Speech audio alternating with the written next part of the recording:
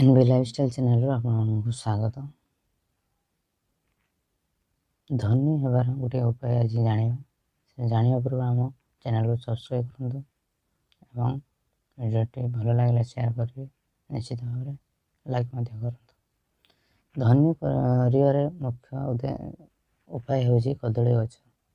कदली गचर सरल उपाय दूर करने आर्थिक समस्या। देखो हिंदू धर्म में वृक्षलता खूब महत्व रही। वृक्षलतार देवी देवता बास रही कहुए। यह किसी स्वतंत्र वृक्षलता पूजा अर्चना करने द्वारा देवी देवता विशेष कृपा मिलता है। गुरुवार दिन भगवान विष्णु और देवगुरु और बृहस्पति समर्पित। यही दिन कदली वृक्ष पूजा करने द्वारा भगवान विशेष कृपा प्राप्त होता है। ज्योतिष शास्त्र अनुसार गुरुवार दिन कदली वृक्ष सह जड़ित ये उपाय करने द्वारा व्यक्ति को भगवान विष्णु को कृपा आशीर्वाद मिलता है। यह मनस्कामना पूर्ण होता है। आर्थिक समस्या से मुक्ति मिलता है।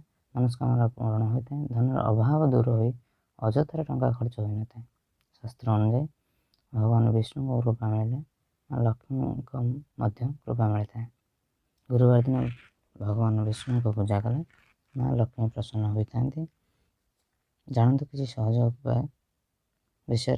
ज्योतिष शास्त्र अनुसार घर बगीचार कदली गछ लगाइले गृह कदापि दरिद्रता कि दुख आसी न था।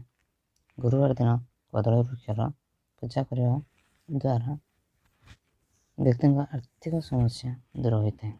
अजथार टंका खर्च हो न था। घर सुख समृद्धि प्रवेश करने सह मनस्कामना पूर्ण होता है। घर सुख समृद्धि और धन संपत्ति वृद्धि पाए। कदली गचर चेर को निज पाखे रखु। प्रथम चेर को गंगा जल धोई हलदी रंगर सूतार बांधि रखु।